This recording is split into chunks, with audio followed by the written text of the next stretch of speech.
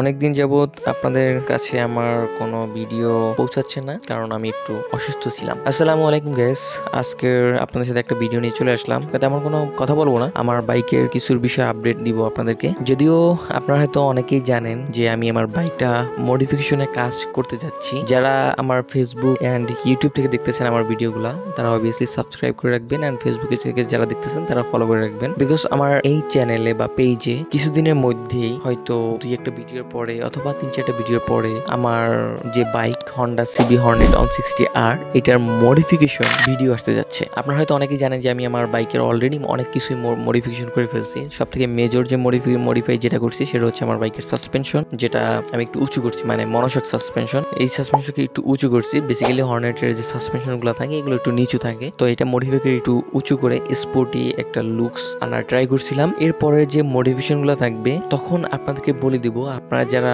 Modify করতে চাচ্ছেন and কিভাবে করবেন, কত টাকা কস্ট হবে, ওই সকল বিষয়ে আপনাদের ওই মডিফাই ভিডিওতেই আলোচনা করব। ওইটা একটা ভিডিও হবে অ্যান্ড ওই একটা ভিডিওতেই আপনাদের সকল ইনফরমেশন ইনশাআল্লাহ দেওয়ার ট্রাই করব। তো এখন আমি যাচ্ছিলাম হচ্ছে একটু বরিশালে, বরগুনা জেলা থেকে। তো তখন ভাবলাম যে না, আপনার সাথে একটু ফুটেজ শেয়ার করা যেতে পারে। এই জন্য বেসিক্যালি হচ্ছে আজকে ব্লগটা বানানো। আই হোপ আপনাদের কাছে আজকে ভিডিওটা ভালো লাগবে। তো বেশি কথা বাড়াবো না, যেহেতু আমি ভয়েস ওভার করতেছি, কারণ তখন হচ্ছে আমি কথা বলার মতো মোটো আমার পরিস্থিতি ছিল না, খুবই অসুস্থ ছিলাম। তো এই জন্য হচ্ছে আর কথা বলতে পারিনি। তো এর জন্য আপনার সাথে কানেক্ট থাকার জন্য বেসিক্যালি আজকে এই ভিডিওটা ভয়েস ওভার করে বানানো। এখন আপনার রাস্তার ফুটেজ এনজয় করতে থাকেন, আর অবভিয়াসলি আমার মডিফাই ভিডিও দেখার জন্য আমার ইউটিউব চ্যানেল অ্যান্ড ফেসবুক পেজটা ফলো দিয়ে রাখবেন। আসসালামু আলাইকুম।